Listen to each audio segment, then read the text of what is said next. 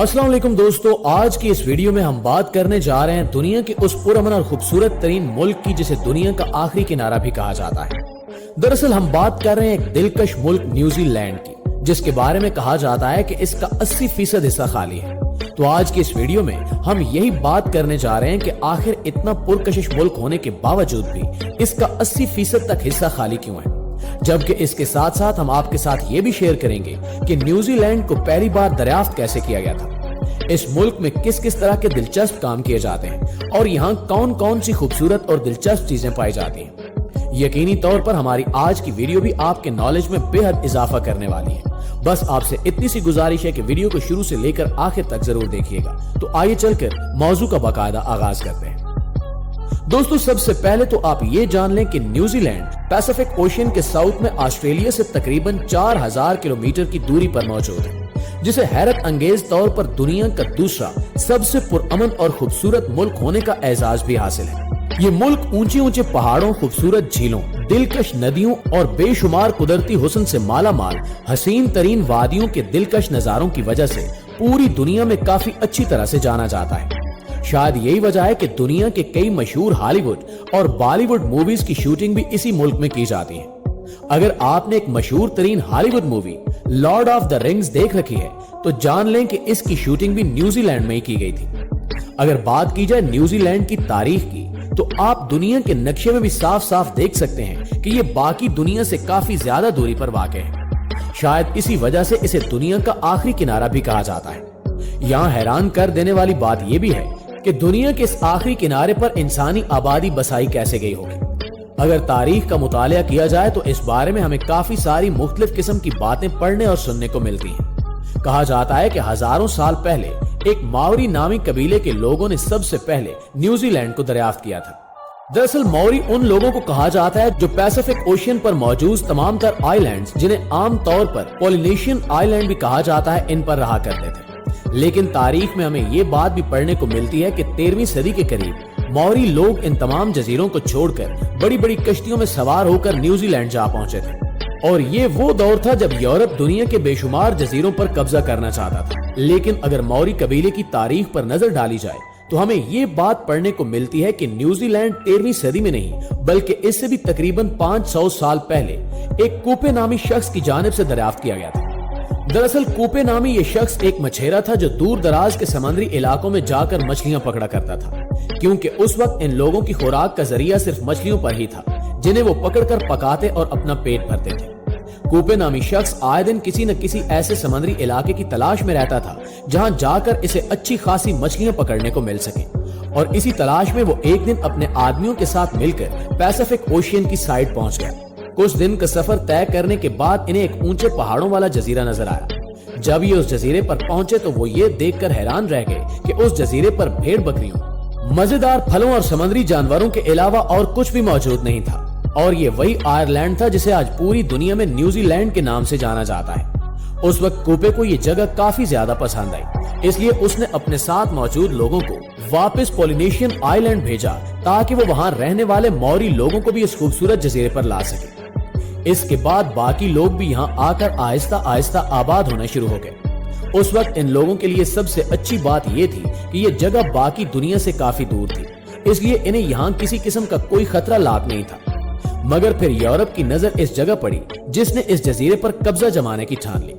1642 में इस जजीरे पर यूरोप का एक एक्सप्लोरर एबल तस्मैन नामी शख्स पहुंचा, जिसकी माओरी लोगों से अच्छी भली लड़ाई भी हुई, जिसके बाद वो यहाँ से जान बचाकर भाग निकला। इसके बाद सन 1669 में जेम्स कुक नामी शख्स इस जगह पहुंचा और एक बार फिर से इनके दरमियान लड़ाई हुई, जिस वजह से कई माओरी लोग मारे गए।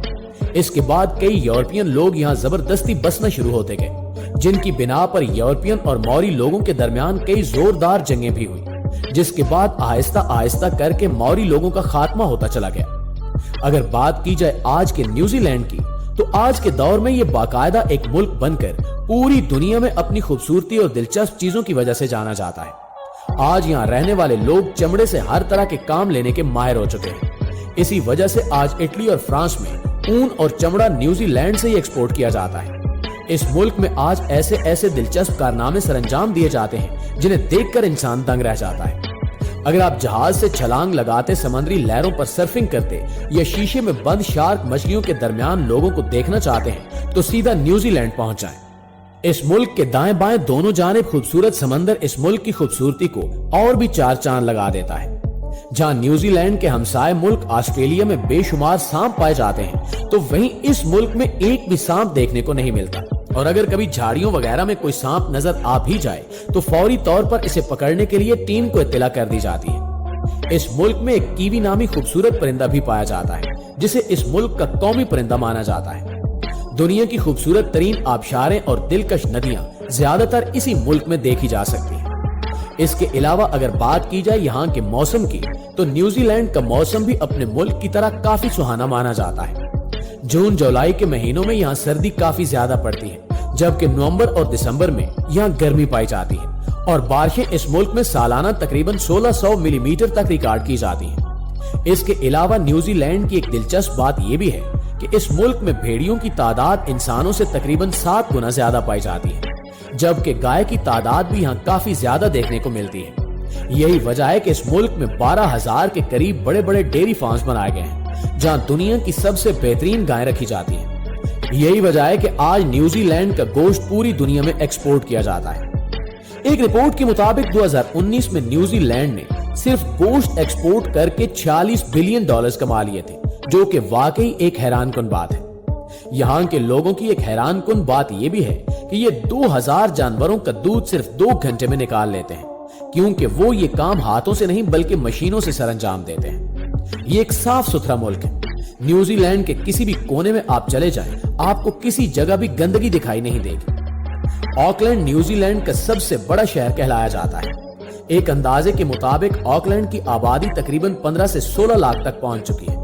یہی وجہ ہے کہ دنیا کی زیادہ تر انٹرنیشنل ایئر لائنز اسی شہر میں لینڈ کرتی ہیں۔ لیکن اب آکلینڈ میں بھی لوگوں کی تعداد زیادہ اور زمین کم پڑ گئی ہے، جس وجہ سے یہاں کی حکومت لوگوں کو چند $1000 دے کر آکلینڈ سے وکاٹو شفٹ کر رہی ہے، جبکہ یہ جگہ تقریباً 100 کلومیٹر کی دوری پر واقع ہے۔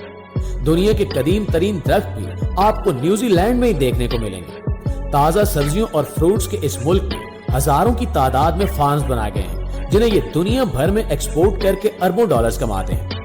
نیوزی لینڈ کے بڑے بڑے فارم ہاؤس جہاں سبزیاں اگائی گئی ہوں انہیں جدید ترین مشینوں کے ذریعے پانی دیا جاتا ہے۔ اس کے علاوہ یہ ملک معدنیات سے بھی بھرا پڑا ہے۔ سونے اور چاندی کے پہاڑ نیوزی لینڈ میں ہی موجود ہیں۔